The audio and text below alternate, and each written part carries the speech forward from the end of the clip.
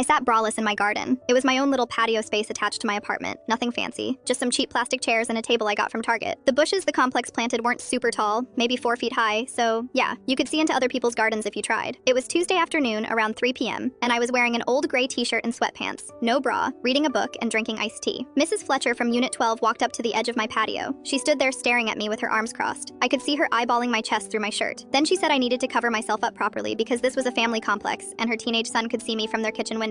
I was so shocked I just froze. I apologized immediately, said I didn't realize anyone could see, grabbed my book and went inside. My face was burning red. I felt humiliated and angry at the same time, but mostly just shocked that someone actually said that to me. That night, I couldn't stop thinking about it. I texted my friend Jamie about what happened. She said Mrs. Fletcher was completely out of line, and I had every right to wear whatever I wanted in my own space. But I was terrified she'd post about it on the complex Facebook group. Everyone in the building was on there, like 60 families, and people loved drama. 3 days later, it happened. Mrs. Fletcher made a post but didn't use my name. She wrote about how some residents have no decency and sit outside practically naked where children can see. The comments exploded. People were arguing back and forth. Some said she was being ridiculous. Others agreed with her. Then someone figured out she was talking about me. I don't know how. Maybe Mrs. Fletcher told her friends and it spread. Suddenly, people were commenting my unit number. One woman wrote that she always knew I was trashy because I sometimes played music too loud. Another person said I probably did it on purpose for attention. I wanted to hide in my apartment forever. My hands were shaking as I read the comments. Then something unexpected happened. This guy from Unit 8, Brian, commented that he sits shirtless in his garden all the time and nobody says anything. He asked why women get harassed for wearing normal clothes when men can be actually topless. More people started agreeing. A bunch of women commented that they'd been wearing tank tops and sports bras in the garden for years without issues. Someone pointed out that Mrs. Fletcher's husband mows the lawn shirtless every Saturday. The comments turned against Mrs. Fletcher instead of me. She doubled down and made another post saying it's different for men and that I was setting a bad example. She said her son felt uncomfortable. That's when Brian's wife Ashley commented and said maybe Mrs. Fletcher should teach her son not to stare at women's bodies instead of policing what women wear. The complex manager finally stepped in and posted that residents can wear whatever they want in their private patio spaces as long as it's not actual nudity. He said if people have issues, they should close their blinds. Mrs. Fletcher was furious. She commented that she was calling the HOA board, except we don't have an HOA. We just have a property management company. Someone pointed this out and people started laughing at her in the comments. She deleted both her posts, but screenshots were already floating around in a different Facebook group for the neighborhood. The next week, I was sitting in my garden again. Same shirt, no bra, drinking coffee. Mrs. Fletcher walked past with her son. She gave me a dirty look but didn't say anything. Her son didn't even glance my way. A few minutes later, Ashley from Unit 8 came over with her laptop and asked if she could work in my garden because her AC was broken. She was wearing a sports bra and shorts. We sat there for 2 hours talking and working. 3 other women from the complex came by and joined us. One was wearing a tank top with no bra. Another was in a bikini top because she said she was about to go to the pool. It turned into this unplanned hangout. Mrs. Fletcher walked past again around 5 p.m. She stared at all of us, turned bright red, and speed walked away. Nobody said anything to her. We just kept talking and laughing. The Facebook group went quiet after that. Mrs. Fletcher stopped posting entirely. I heard from another neighbor that she tried to start a petition about dress codes for common areas but only got 2 signatures.